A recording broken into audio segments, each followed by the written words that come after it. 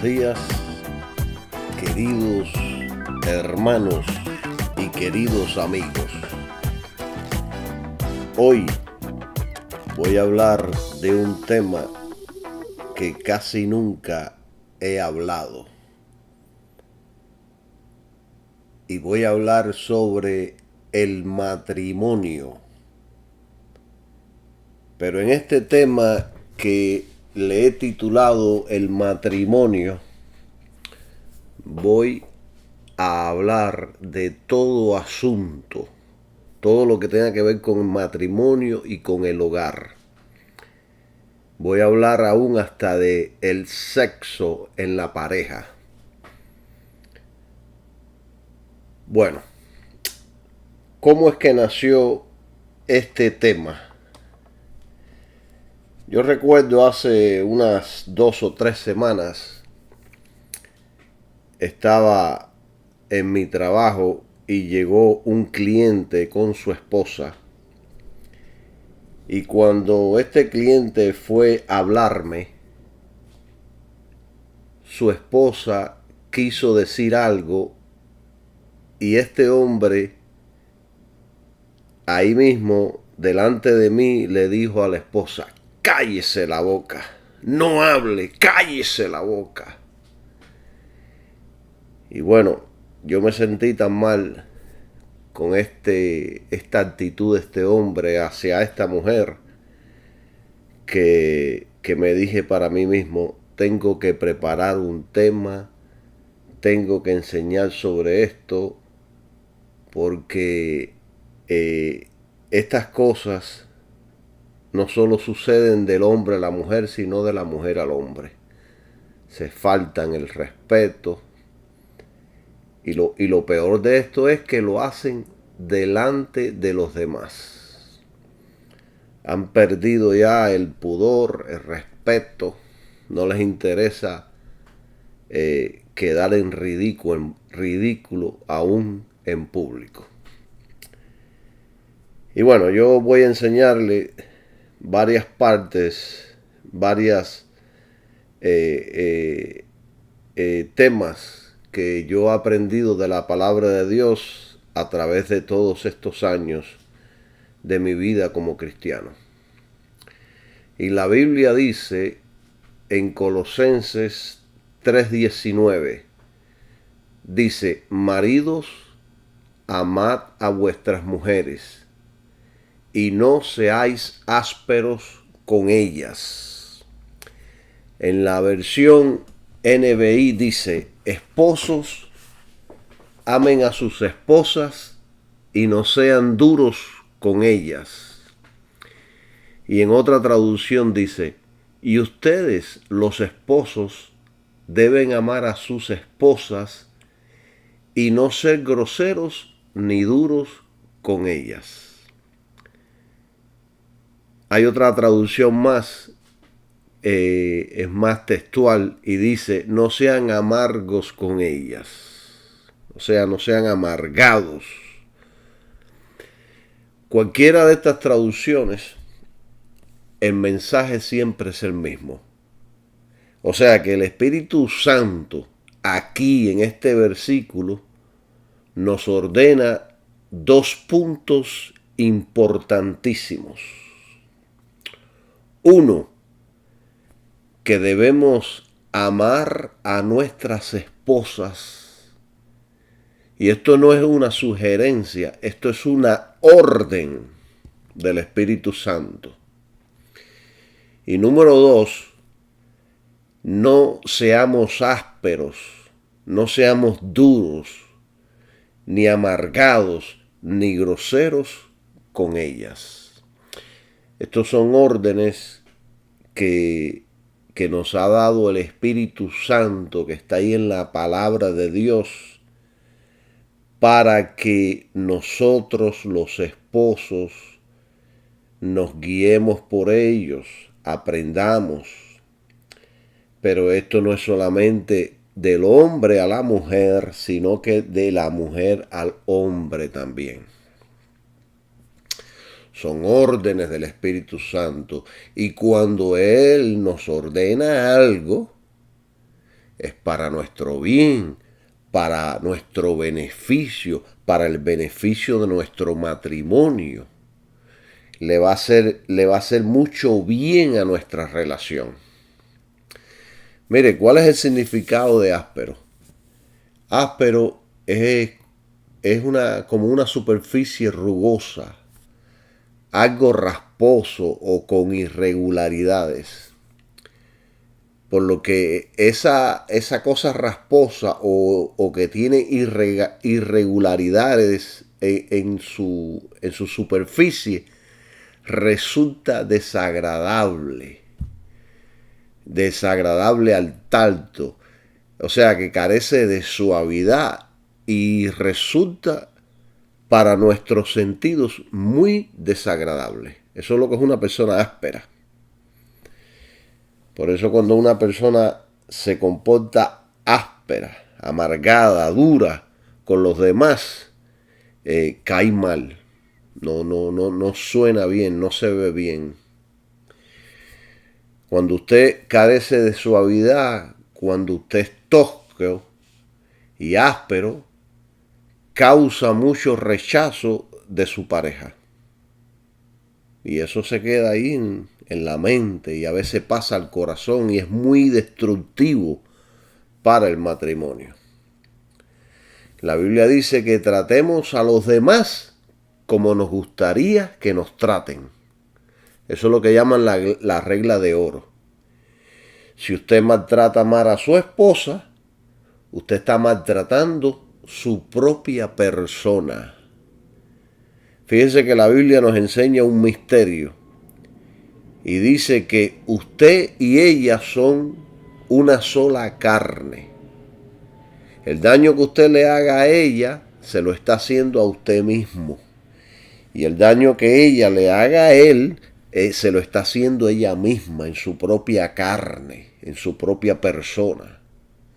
O sea que este consejo es para los dos. No para uno solamente, no, sino para los dos. Es por esta razón de que muchas personas después andan con un sinnúmero de síntomas y no saben por qué. Van al médico, se hacen análisis y el médico dice no te encuentro nada, no tienes nada. ¿Por qué? Porque es algo emocional, algo espiritual, algo interno y eso afecta nuestra alma, cuerpo y espíritu. Entonces, el Espíritu Santo es muy inteligente en darnos estos consejos para nuestro beneficio, el beneficio de nuestro matrimonio, el beneficio de nuestro hogar, el beneficio de nuestras personas. El que ama a su esposa o esposo, dice la Biblia, que se ama a sí mismo. Gloria sea el nombre del Señor Jesús. Mire, yo me sentí tan mal con esta pareja que ya después veía a este hombre, cuando hablaba con él lo veía como un gusarapo. Ya no lo veía ya con buenos ojos. Tuve que arrepentirme por lo que estaba sintiendo en mi corazón. ¿Qué es amar? Amar es proteger, es cuidar, es darse incondicionalmente por la otra persona, no tratarla mal, no ser ásperos, no ser amargados. Fíjense, yo tengo un tío que la mayoría de las veces está amargado. Entonces un día por la mañana voy y le digo, buenos días, tío. Y él me dice, buenos días, ¿de qué? No son buenos, son malos. Viví amargado. ¿Para qué vivir así? ¿Para qué vivir así en esas condiciones? Yo no quisiera vivir así. Bueno, con permiso, voy a tomar un poquito de té. Ah, qué rico, té caliente. Té de manzanilla es buenísimo para el estómago y para el sistema nervioso. Bueno, ahora ya con estas bases, yo quiero ir más profundo ahora con estas cuestiones que enseña la Biblia. Y yo quiero ir con todos ustedes, que todos ustedes vayan conmigo a Efesios y vamos a leerlo juntos, porque este es el capítulo, estos textos que vamos a leer ahora tan poderosísimos y nos enseña muchos principios y muchas cosas importantísimas que nos pueden hacer hombres sabios para tener un matrimonio feliz, contento, alegre, pero sobre todas las cosas sólido, esa es la palabra correcta. Efesios 5, del versículo 22 al 32. Dice así, yo se lo voy a leer completo y después vamos a hablar sobre ciertos puntos. También voy a hacer énfasis cuando llegue a puntos importantes, mientras esté leyendo voy a hacer énfasis en palabras que voy a explicar después. Dice, las casadas estén sujetas a sus propios maridos como al Señor. 23. Porque el marido es cabeza de la esposa, así como Cristo es cabeza de la iglesia, y Él es el Salvador del cuerpo. 24. Así que, como la iglesia está sujeta a Cristo, así también las casadas lo estén a sus propios maridos en todo. 25. Maridos, amad a vuestras esposas, así como Cristo amó la iglesia y se entregó a sí mismo por ella. 26. Para santificarla, limpiándola en el lavamiento del agua por la palabra. 27. Para presentársela gloriosa para sí, una iglesia que no tuviese mancha, ni arruga, ni cosa semejante, sino que fuese santa y sin mancha. 28. Así los maridos deben amar a sus esposas como a sus propios cuerpos. Escuche bien esto y lo voy a volver a repetir. Así los maridos deben amar a sus esposas como a sus propios cuerpos. El que ama a su esposa, a sí mismo se ama. 29. Porque ninguno aborreció jamás su propia carne, antes la sustenta y la cuida, como también el Señor a la iglesia. 30. Porque somos miembros de su cuerpo, de su carne y de sus huesos. 31. Por esto dejará el hombre a su padre y a su madre, y se unirá a su esposa, y los dos serán una sola carne.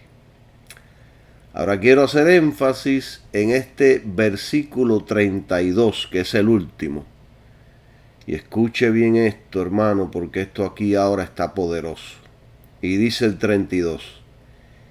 Este misterio grande es, y vuelvo a repetir, este misterio grande es, mas yo hablo en cuanto a Cristo y a la iglesia. Hemos leído la palabra de Dios. Entonces, aquí en Efesios, Pablo explica cómo él ve el matrimonio cristiano. Y él concluye diciendo, como se lo leí en el versículo 32, que el matrimonio es un misterio grande.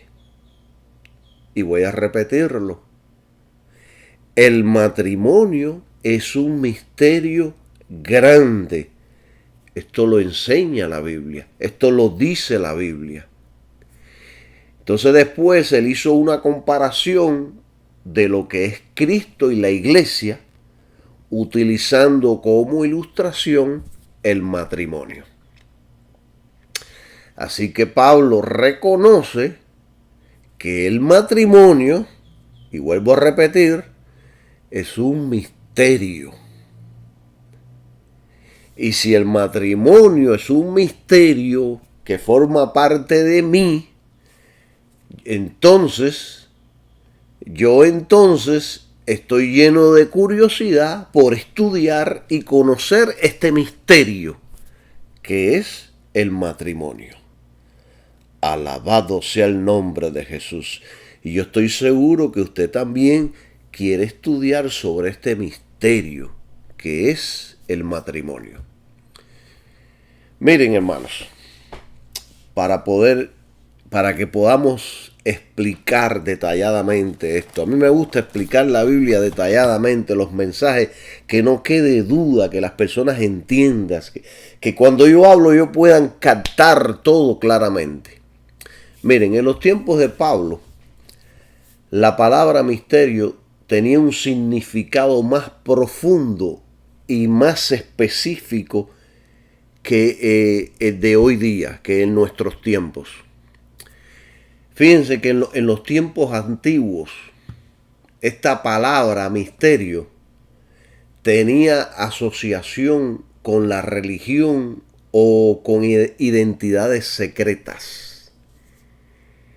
Y esto denotaba una forma de conocimiento que traía varios beneficios. O sea, tú pertenecías a esa institución, entonces vas a conocer los misterios de esa institución. Pero para poder ser participante de esos misterios, tenías que ser y participar y practicar junto con ellos esa religión o ese grupo o esa organización, para que ellos te enseñaran sus misterios. Es como hoy día los masones. Ellos dicen que tienen varios escalones de secretos y que solo pueden ser adquiridos mientras la persona va subiendo de grados. O sea, hay varios grados. Y mientras usted va subiendo de grados y va adquiriendo más conocimientos, se le van dando más secretos. Esto es lo que dicen ellos.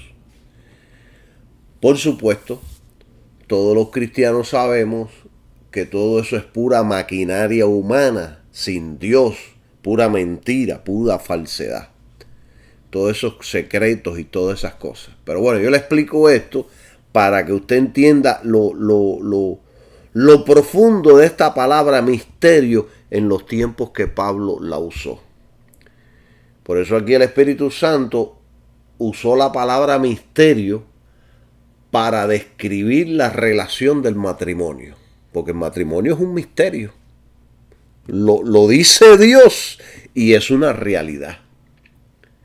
Entonces podemos decir, sin lugar a dudas, que el matrimonio verdaderamente es un misterio porque lo enseña la Biblia, lo dice la Biblia, y si verdaderamente nos ponemos a analizarlo, vemos que es un misterio.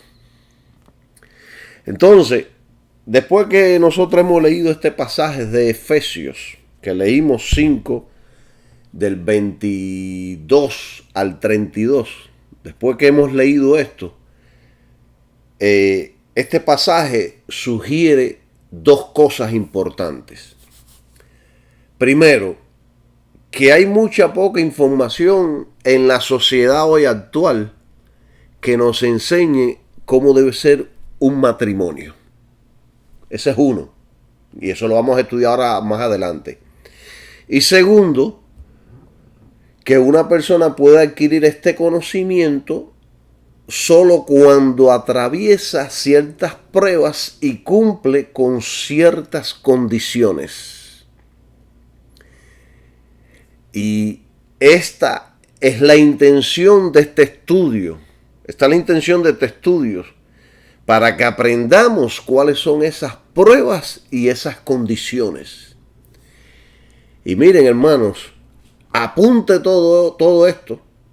No se olvide de cada palabra que yo le estoy diciendo, porque todas ellas tienen un significado poderoso para que usted pueda entender este poderoso estudio que estamos nosotros aquí en el día de hoy enseñando al pueblo de Dios. Alabado sea el nombre de Jesús. Mire, nosotros vamos a estudiar ahora algo de Deuteronomio. En el libro de Deuteronomio, cuando los hijos de Israel ya estaban listos para entrar en la tierra prometida de Canaán, antes de entrar, Moisés les había enseñado a ellos que el estilo de vida que Dios había planeado para ellos en esta tierra nueva iba a ser totalmente diferente del estilo que ellos habían experimentado hasta ese momento. Iba a ser totalmente de lo que habían vivido en Egipto, iba a ser totalmente de lo que habían vivido en el desierto, cuando ellos entraran a la tierra de Canaán. Fíjense que Moisés les prometió, y esto es una promesa de parte de Dios, que si ellos cumplían la ley de Dios, serían bendecidos en abundancia en todas las áreas de su vida. En todas. Si cumplen, Dios los va a bendecir en todas las áreas, les dijo Moisés. Pero en particular, Moisés les enseñó que sus casas serían como el cielo en la tierra. Mire, vamos a Deuteronomio 11:21. Mire qué interesante y poderoso está esto. Deuteronomio 11:21, mira lo que dice. Para que sean aumentados vuestros días y los días de vuestros hijos sobre la tierra que juró Jehová a vuestros padres que les había de dar, como los días de los cielos sobre la tierra. Como los días de los cielos sobre la tierra.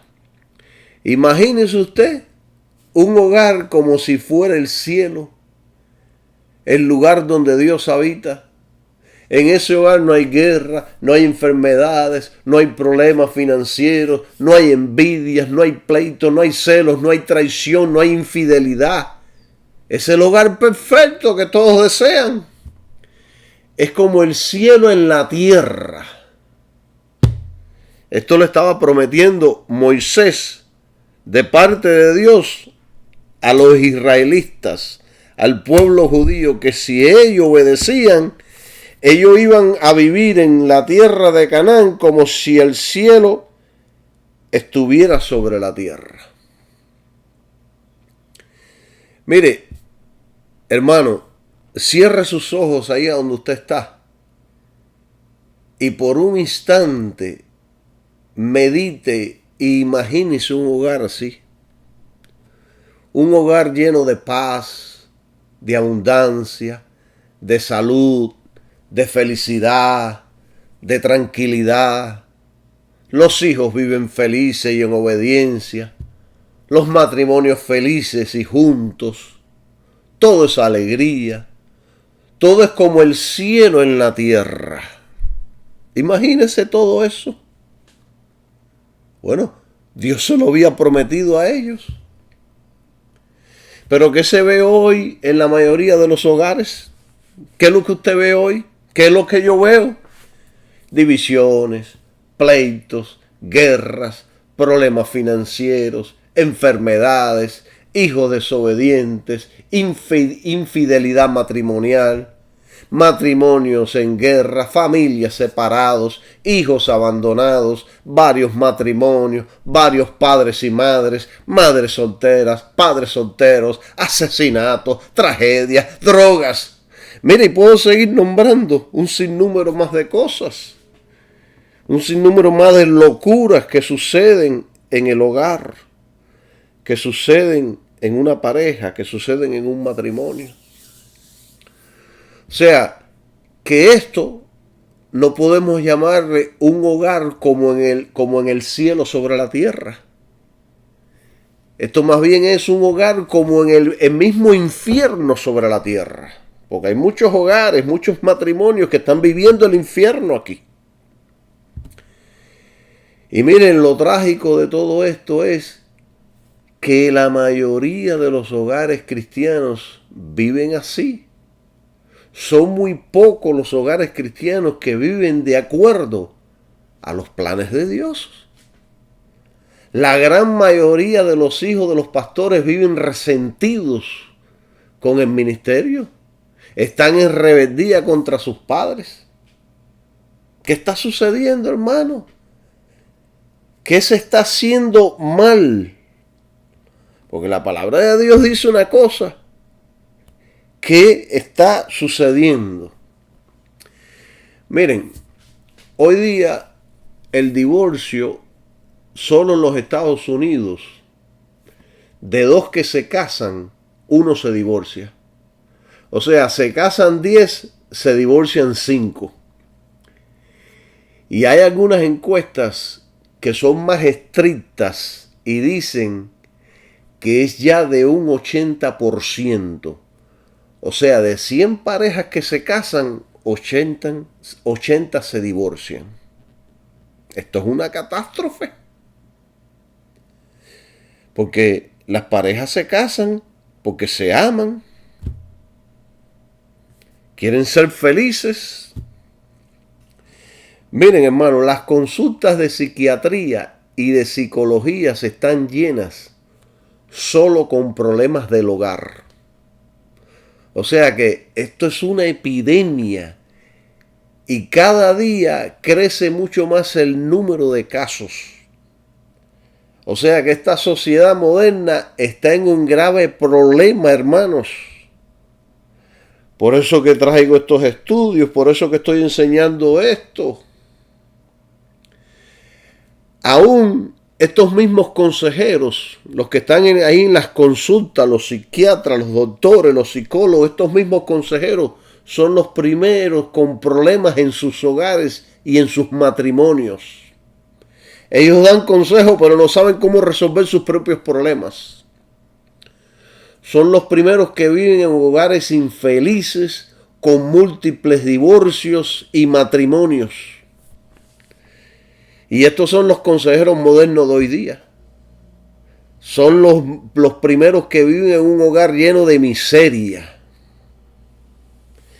Mire, yo tenía una vecina que es psicóloga. Y ella trabajaba en este programa que tiene un programa en la televisión que se llama Caso Cerrado. Y un día la vecina me invita a pasar a su casa para enseñarme un piano que le regalaron a su hija. Y cuando entramos a su casa, en el momento que abrió la puerta, una costra de excremento de perro ahí. En la otra esquina había otra costra. En la sala otra costra. Y orines por diferentes lugares. Y una peste en ese hogar. Y se veía que esas costras de excremento llevaban ahí. Algunas ya estaban secas, que llevaban días. Bueno, esta es la psicóloga que estaba dando consejos de cómo vivir y cómo mejorar la vida en un programa de televisión que se veía por todo el mundo.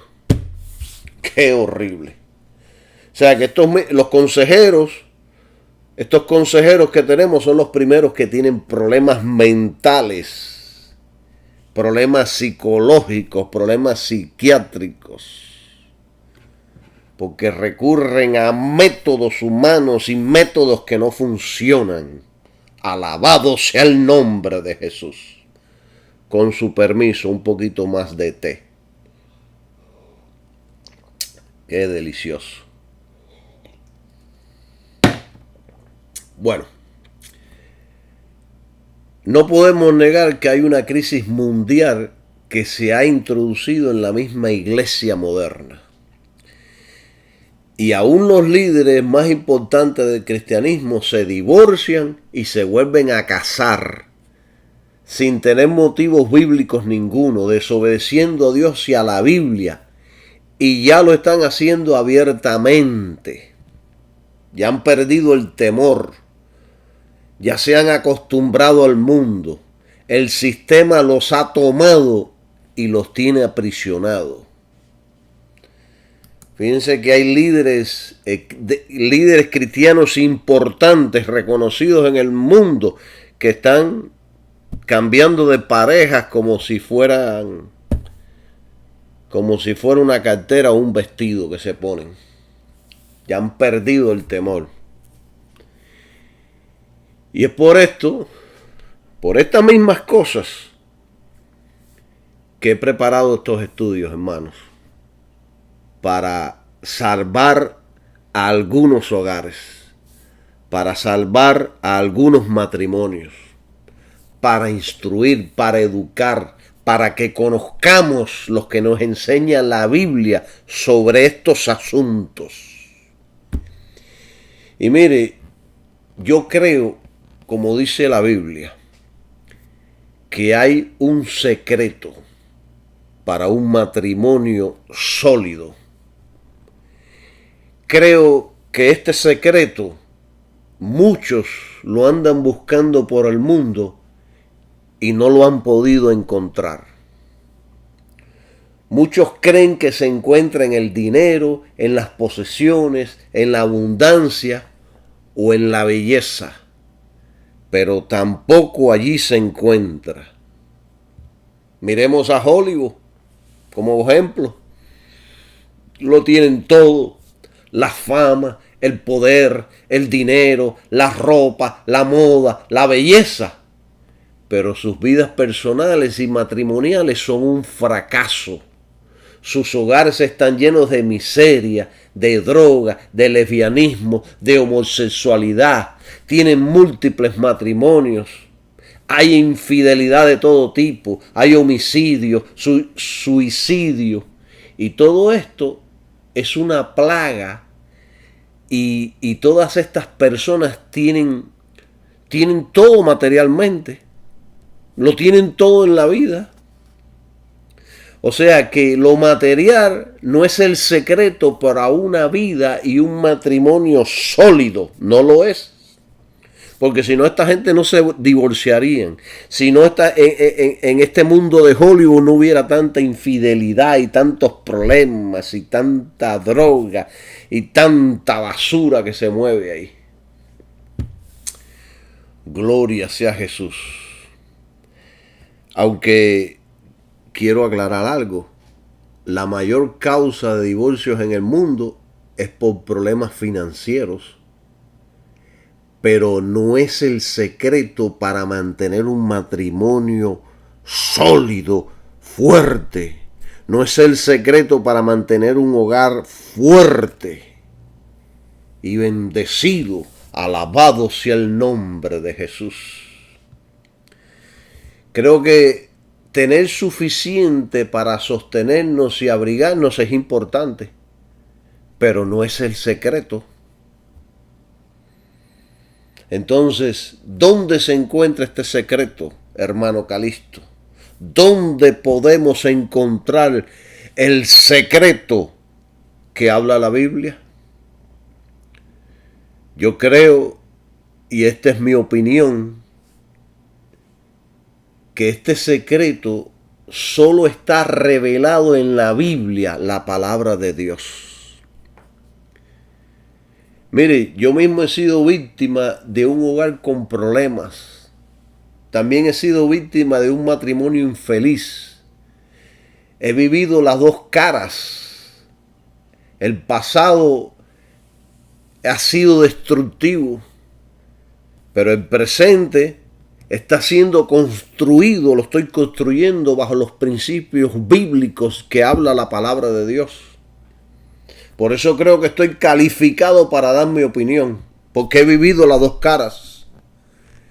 Aunque reconozco que mucho me falta y que estoy bien lejos de la perfección. Alabado sea el nombre de Jesús. Claro que estoy lejos de la perfección. Miren, hermanos, volviendo al pueblo de Israel. 1200 años después que Moisés les habló estas palabras, de que sus casas serían como el cielo en la tierra,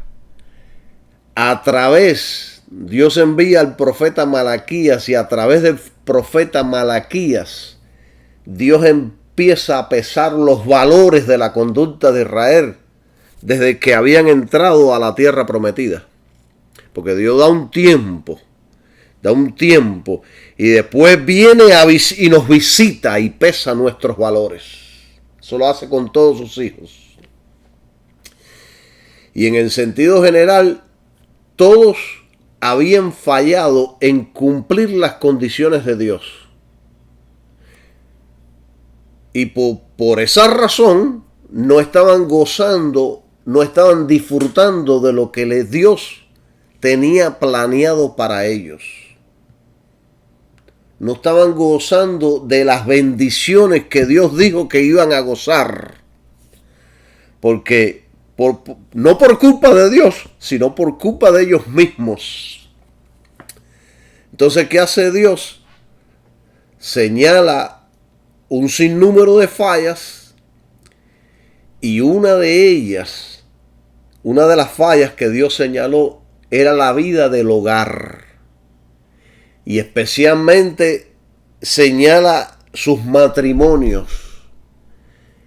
Y esto es lo que el Señor les dijo. Vamos a leerlo, porque es que Dios es tan sabio y tan poderoso, que después que Dios le dice dónde están sus fallas y sus errores, Dios va más profundo y les dice en Malaquías capítulo 2, vamos a leerlo del versículo 13 al 14, y dice: y esta otra vez haréis cubrir el altar de Jehová de lágrimas, de llanto y de clamor, así que no miraré más a la ofrenda para aceptarla con gusto de vuestra mano. 14. Mas diréis: ¿por qué? Porque Jehová ha sido testigo entre ti y la esposa de tu juventud, contra la cual tú has sido desleal, aun siendo ella tu compañera y la esposa de tu pacto. Y ponga mucha atención a esto de pacto. Siendo ella tu compañera y la esposa de tu pacto. Gloria sean al nombre de Jesús. O sea que ellos eran bien religiosos, hacían muchos ritos, lloraban ante el altar, oraban constantemente, daban ofrenda. Eran buenos religiosos. Ese no era el problema. Ellos practicaban mucho la religiosidad. Ellos tenían mucha actividad. El problema era que sus matrimonios eran un fracaso. Eran ministros, líderes, pastores, pero en sus hogares eran un fracaso. Y hoy día tenemos la misma situación. Yo creo que la situación hoy día está peor que en aquellos entonces.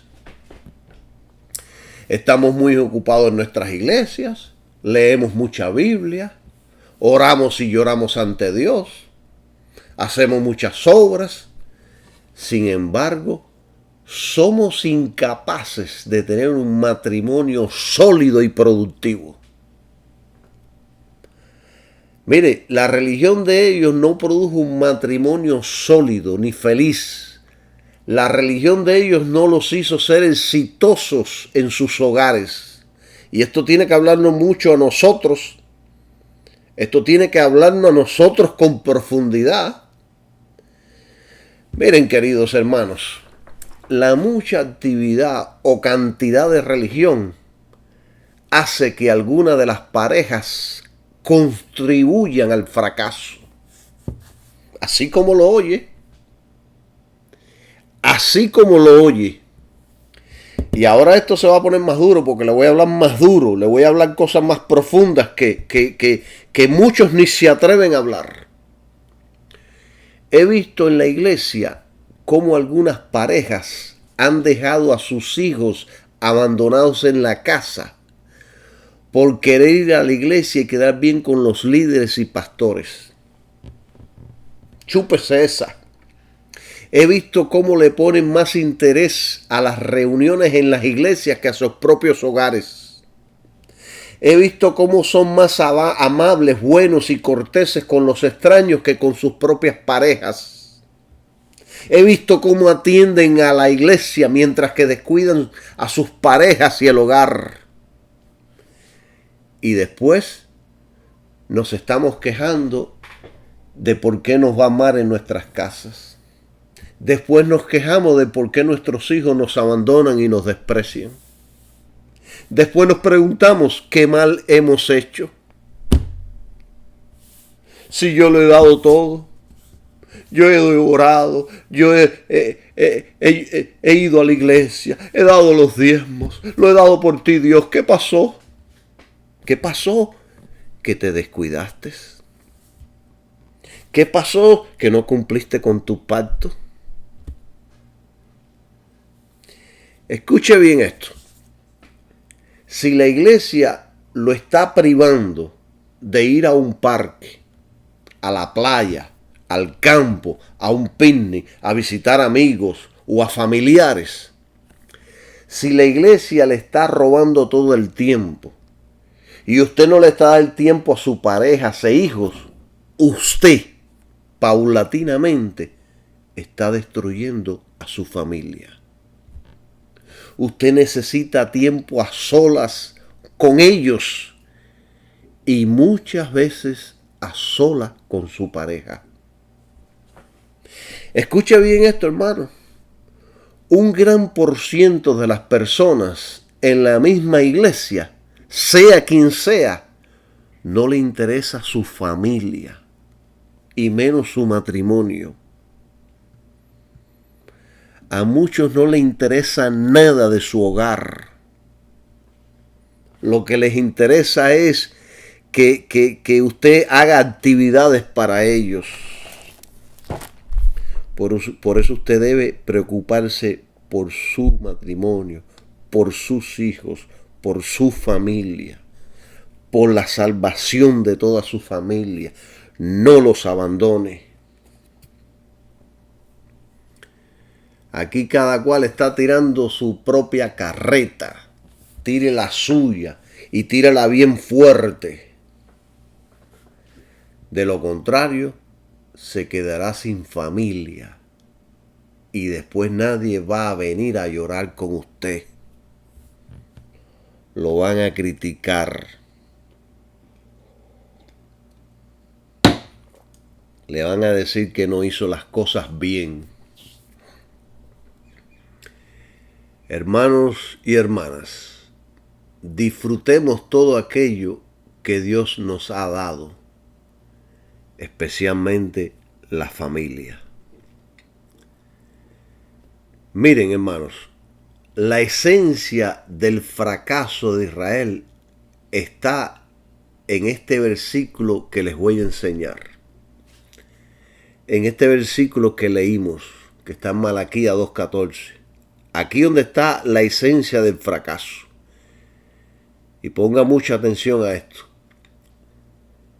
Porque Dios les dice aquí en Malaquías 2:14, siendo ella tu compañera y la mujer de tu parto.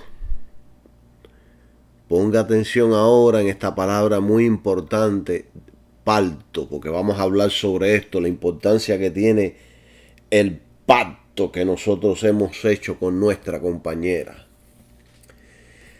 Miren, estos judíos, de acuerdo en aquellos entonces y muchos hoy en día, veían el matrimonio de acuerdo a sus propios sistemas. Un matrimonio que ellos podían terminarlo o podían comenzarlo de acuerdo a sus propios términos. O sea, decían, como dicen hoy en día mucha gente, si no me conviene, me divorcio y me busco otro o otra.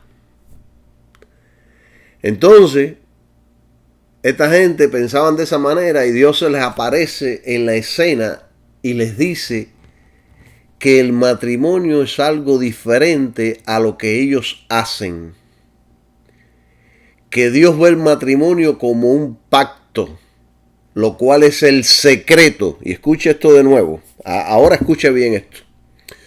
Dios ve el matrimonio como un pacto, lo cual es el secreto que solo nos garantiza el éxito en la relación matrimonial.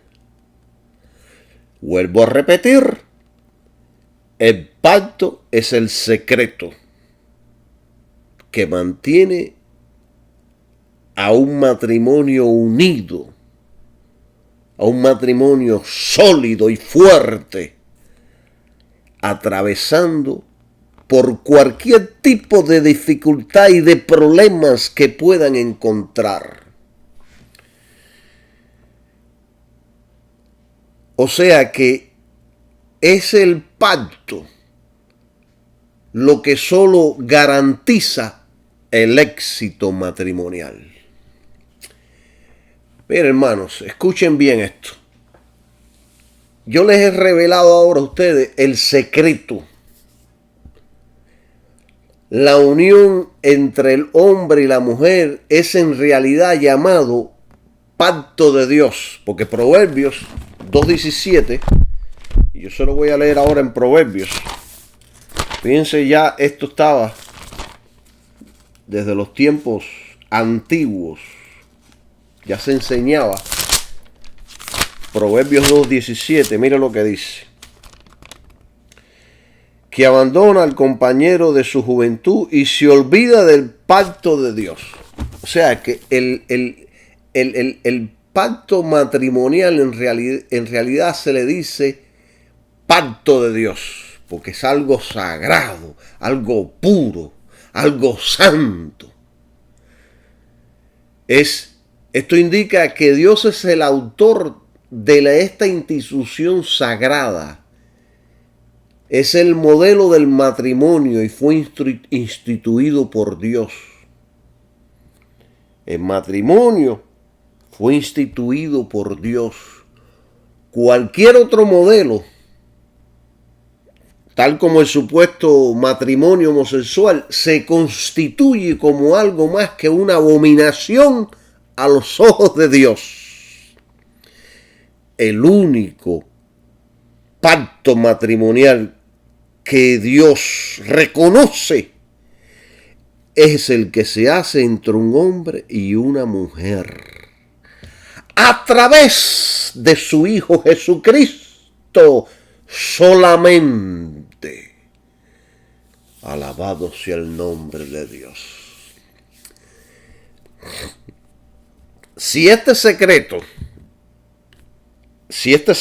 que es el pacto es olvidado e ignorado, entonces matrimonio inevitablemente pierde su santidad. Y cuando un matrimonio pierde su santidad, también pierde su fuerza y estabilidad. Y poco a poco empieza a morir. Mire, mucho de lo que vemos en la actualidad está paralelamente de la misma manera que en los tiempos de Malaquías. Y la raíz de la causa es la misma. Es ver el matrimonio de una forma equivocada. No lo ven como un pacto. No lo ven como un pacto de parte de Dios. Hermano y hermana, ¿cómo ve usted el matrimonio? Vuelvo a repetir, hermano y hermana, ¿cómo ve usted el matrimonio? Miren, yo les voy a decir cómo muchos ven el matrimonio. Muchos lo ven como un negocio. Si no hay billete, pues se acabó, dicen muchos. Si no me tiene como una reina, pues me busco a otro. Si no me tiene el BMW afuera, pues se acabó. Si se engorda, se acabó. Si no me da sexo, se acabó. Si es adicto al sexo, se acabó. Si me canso de lo de ellas, pues se acabó. Esta es la manera que muchos piensan del matrimonio. Van al matrimonio por intereses monetarios, por la casa, por el auto o por los zapatos y las carteras. Yo las he oído decir, quiero encontrar un viejo millonario para no trabajar más. O el otro dice, quiero encontrar a la vieja con billete para que me mantenga.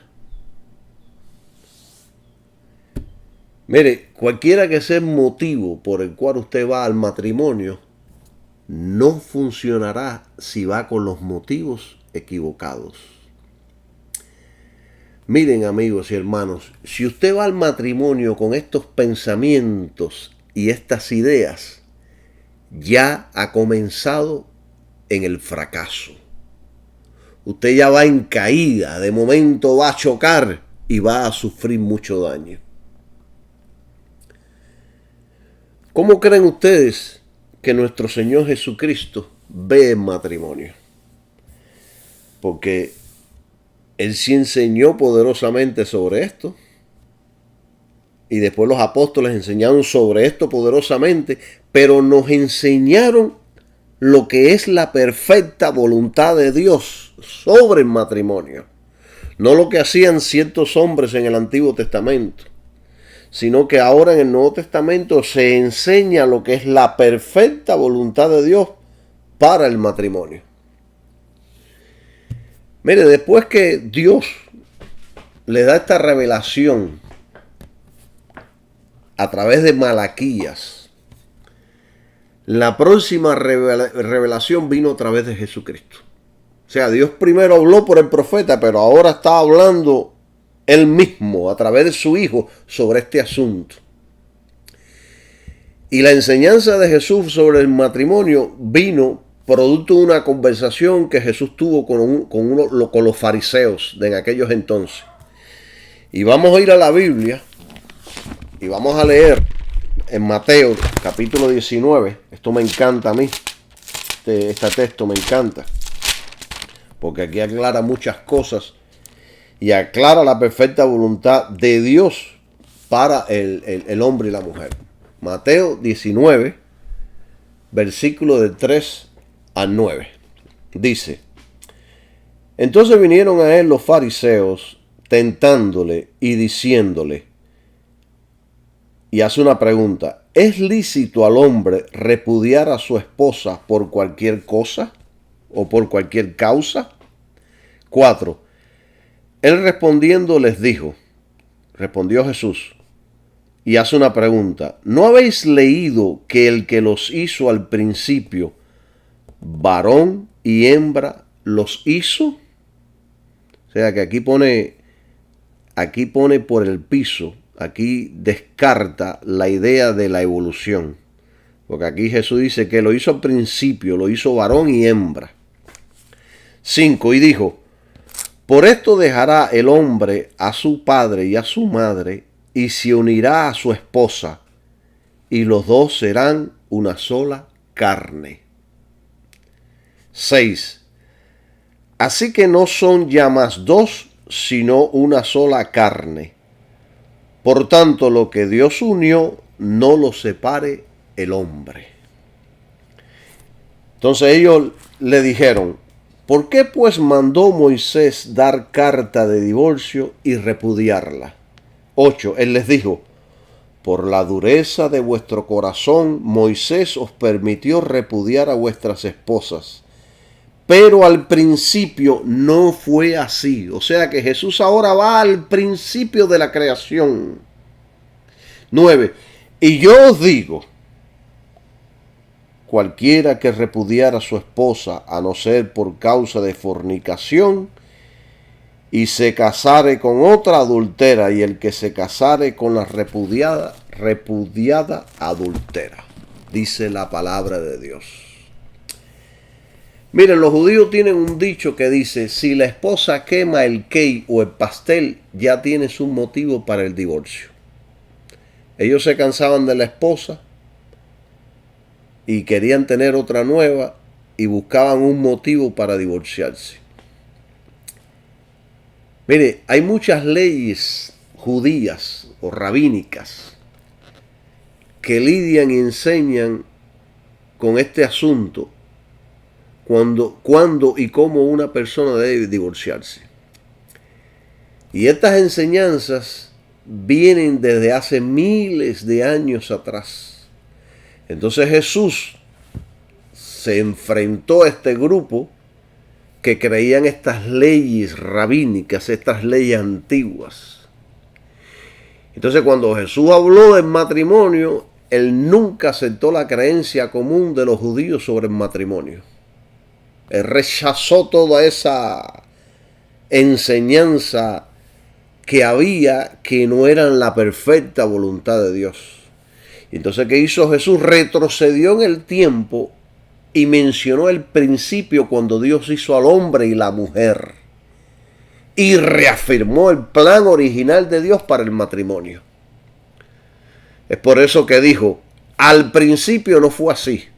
En el versículo 8 de Mateo 19, versículo 8 dijo: al principio no fue así. En el libro, en hebreo, en el idioma hebreo, el libro de Génesis es llamado el principio. Así que cuando Jesús dijo estas palabras, se estaba refiriendo al libro de Génesis, que habla de la creación, que habla del principio, lo cual es la base de toda su enseñanza para el matrimonio. Fue ahí donde por primera vez tenemos conocimiento de la unión de un hombre y de una mujer. Y fue Dios mismo directamente el que lo hizo. O sea, Jesús no aceptó la corriente común del judaísmo de esos días. Él siempre retornó al plan original de su Padre, que tomó lugar allí en el jardín del Edén. Fíjense que claro estaba Jesucristo. Los dejó ahí, los dejó locos cuando les dio esta enseñanza. Mire, ¿qué nos enseña? ¿Cómo podemos resumir este pasaje de Mateo 19? Mire, uno, la forma del matrimonio que se aceptaba en Israel, en el judaísmo, estaba por debajo del nivel de la voluntad de Dios. Eso es lo que yo puedo ver ahí. Dos, el propósito real de Dios para el matrimonio fue expresado cuando Dios originalmente creó al hombre y a la mujer. Número 3. La primera unión del hombre y de la mujer fue tan perfecta y tan gloriosa que ellos, tanto Adán como Eva, perdieron conciencia de sus identidades separadas y se convirtieron en una sola carne.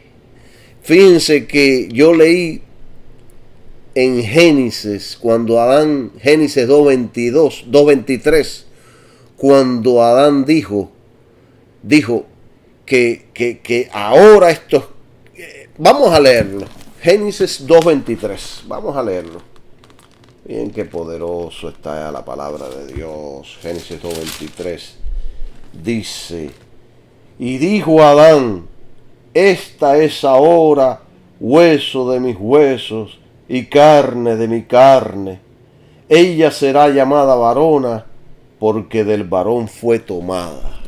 O sea que Adán la vio como una sola carne, como propiedad de él. Alabado sea el nombre de Jesús. Entonces, número 4 fue el propósito de Jesús, y es el propósito ahora o ahorita, como usted quiera decirle. Restaurar el matrimonio en las vidas de todos sus discípulos al estado original que fue revelado en la creación, en el libro de Génesis. Esa es la perfecta voluntad de Dios para un matrimonio. No la que se vivió de ahí en adelante, que muchos vivieron con cientos de mujeres. Bueno, ese tema es más adelante. Sobre ese tema yo voy a tocar más adelante. Pero ahora déjeme seguir con este hilo de pensamiento. Miren, hermanos, si estudiamos cuidadosamente el primer y segundo capítulo de Génesis, donde habla de la creación y de la unión de Adán y de Eva, hay un hecho que tiene fuerza y que es fuertemente enfatizado, y es que Dios estaba directamente involucrado personalmente en todo. Fue la decisión de Dios y no de Adán. Fue Dios quien le presentó a la mujer a Adán, y fue Dios quien estableció los términos de un pacto de relación. Dios fue el que los unió a ellos. Dios personalmente estuvo involucrado en la unión del hombre y de la mujer. Y esa es su perfecta voluntad. No de hombre con hombres, no de mujer con mujer, sino de hombre y mujer.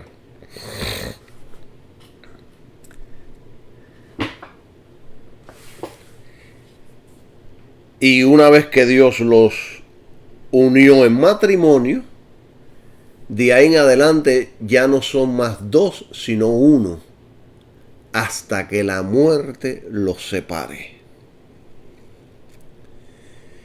El matrimonio no es entre géneros del mismo sexo. Eso no existe. Eso es una desviación de la voluntad de Dios. Eso es una trampa satánica. Eso es una abominación a Dios. Eso es un defecto. Es un pecado contra Dios y contra la humanidad. Por lo tanto, es correcto decir que el matrimonio fue visto a través de todo el Antiguo Testamento como un pacto de relación. Sin embargo, el concepto que se desarrolló bajo el judaísmo estaba por debajo del nivel del original plan de Dios desde la creación. Ellos creían de una manera, pero no de la manera perfecta que Dios deseaba. Se dejaron guiar por enseñanzas de hombres, enseñanzas del mundo. Miren, hermanos, en el judaísmo el pacto matrimonial se veía como algo horizontal entre un hombre y una mujer. Horizontal es una línea de un lado a otro. Ellos veían el pacto matrimonial de esa manera.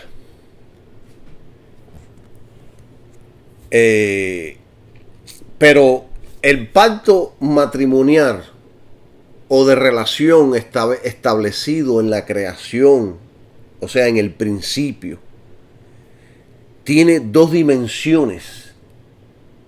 No tiene una sola dimensión. No tiene el pacto de Dios, el pacto como Dios desea, tiene dos dimensiones. Tiene una horizontal y tiene otra vertical. Horizontal tiene relación con Adán y Eva, pero vertical los relaciona a ellos con Dios. Mire, yo les voy a ilustrar esto de la siguiente manera.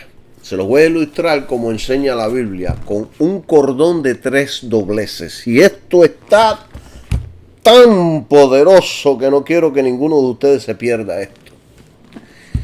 Fíjense que hay un pasaje en Eclesiastés que expresa alegóricamente la diferencia entre estos dos niveles de matrimonio. Los veo bien atentos a todos. Los veo ahí escuchando atentamente. Vamos a ir a Eclesiastés 4. Y miren qué poderoso está esto, porque esto a mí me bendijo poderosamente y sé que a ustedes también los va a bendecir poderosamente. Eclesiastés 4 del 9 al 12. Y ponga atención, mucha atención en esto. Eclesiastés 4 del 9 al 12. Dice así: mejores son dos que uno, porque tienen mejor paga de su trabajo. 10. Porque si cayeren, el uno levantará a su compañero, pero ay del solo cuando cayere, pues no habrá segundo que lo levante. 11. También si dos durmieren juntos, se calentarán. Mas ¿cómo se calentará uno solo? Y el 12. Y si alguno prevaleciere contra uno, dos estarán contra él. Y el cordón de 3 dobleces no presto se rompe. Mire, esto está poderoso y yo se los voy a explicar ahora. El principio con el cual Salomón empieza es, y él dice, dos son mejores que uno. O sea que esto está de acuerdo con lo que dijo Dios al principio cuando quiso darle una compañía a Adán, que Dios dijo, no es bueno que el hombre esté solo. Eso se encuentra ahí en Génesis. Y ahora aquí Salomón reafirma y dice que dos son mejores que uno. Entonces, Salomón continuó dando 3 ejemplos que claramente ilustra este principio. Cuando dos están juntos y uno cae, el otro lo puede ayudar. Si dos durmieren juntos, se calentarán juntos. Si dos son atacados, ellos pueden vencer al atacante. Pero aquí hay algo poderoso que está en el último ejemplo que Salomón dio, que es algo poderoso y diferente. Él dijo, el cordón de 3 dobleces no presto se rompe. Si notamos, hermanos, en este caso la fuerza no es suplida por 2 solamente, sino por 3 juntos. Porque él dijo, el cordón de 3 dobleces no presto se rompe. ¿Cómo se explica esto? ¿Por qué él aquí utiliza 3 y no siguió con el pensamiento de 2 como lo estaba haciendo? ¿Qué es lo que nos enseña este último versículo? ¿Qué nos está queriendo decir aquí el Espíritu Santo a través de esta palabra?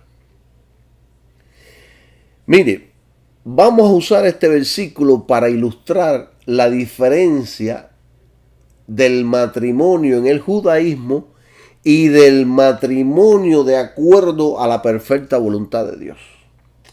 Miren, los primeros 3 ejemplos de Salomón son de 2 juntos. Esto nos ilustra el matrimonio en la esfera humana, nos ilustra la manera horizontal entre un hombre y una mujer, nos ilustra el sistema del mundo, nos ilustra el sistema del judaísmo, entre un hombre y una mujer.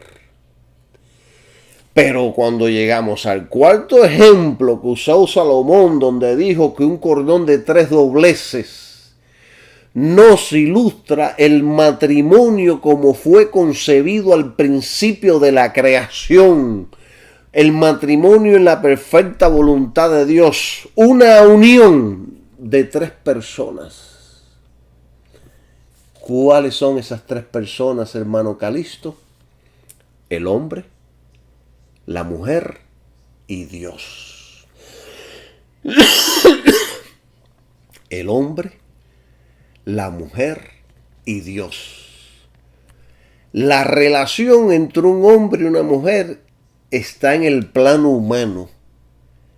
Pero hermanos, cuando nosotros añadimos a Dios a nuestra relación, a nuestro matrimonio, nos introducimos en otra dimensión y Dios se convierte en una parte integral de nuestro matrimonio. Este es el sistema de Dios. Esta es su perfecta y única voluntad para el matrimonio. Todos los otros sistemas no son divinos, son humanos solamente y muchos satánicos. Entonces Jesús rechazó las enseñanzas comunes y populares de esos tiempos y enseñó no otra cosa que la voluntad de Dios para el matrimonio, que fue establecido desde el principio de la creación. Alabado sea el nombre de Jesús. Y esta ilustración de Salomón no solo ilustra el patrón del principio de la creación, sino que es un patrón para hoy día, para el pueblo cristiano. El principio que nos une para que seamos siempre uno es el pacto. Lo que Salomón enseñó sigue siendo hoy real como lo fue en el pasado. Miren, qué interesante está esto, hermano. Solo 3 cordones pueden tocarse entre ellos en una soga. Coja 3 cordones y únalos, y los 3 se van a poder tocar. Si le quitas uno y dejas solo 2 cordones, ¿qué va a suceder? Que se debilita la soga. Pero si usted trata de añadirle un 4º cordón, usted no le añade fuerza a la soga, ya que entonces los cordones no se van a poder tocar más entre ellos. Cuando usted le añade un 4º cordón a una soga de 3, ya los cordones no se pueden tocar unos a otros. Solo se pueden tocar 3. El 4º va a quedar arriba de otros 2. ¡Qué maravilloso está esto! Ojalá usted pueda entenderlo. Alabado sea el nombre de Jesús. Bendito sea el nombre de Dios. Este es el matrimonio cristiano. El hombre, la mujer y Dios. Pueden venir días de presión, de dificultades, cuando tanto uno como el otro empiezan a flaquear y piensan que no pueden más.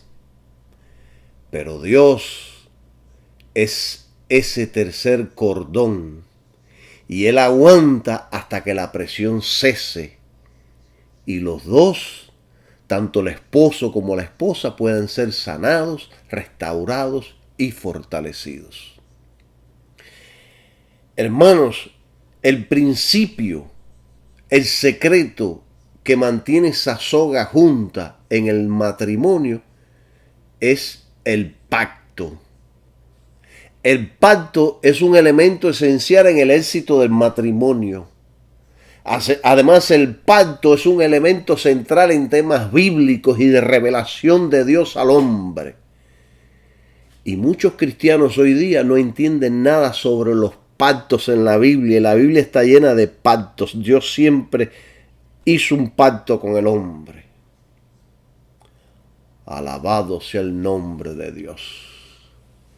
Entonces, para poder nosotros entender más profundamente sobre el pacto matrimonial, tenemos que examinar cómo es la naturaleza de un pacto. Y esto lo revela la Biblia. La Biblia es el único lugar donde podemos aprender sobre los pactos. Que un pacto nos fortalece, un pacto nos hace, un pacto involucrando a Dios en el asunto, nos hace ser sólidos y constantes. Alabado sea el nombre de Dios. Yo por hoy voy a terminar con este estudio, pero en el próximo estudio yo voy a seguir con esta línea de pensamiento y le voy a hablar la importancia de un pacto, que eso es lo que lo va a mantener a usted firme, sólido, ahí echando hacia adelante su matrimonio, su familia, su hogar. Alabado sea Jesús. Yo creo que he dado bastante Biblia hoy. No puedo seguir porque ya es demasiado tiempo. Pero nos vemos en la próxima. Bendiciones para todos. Sea feliz. Amén.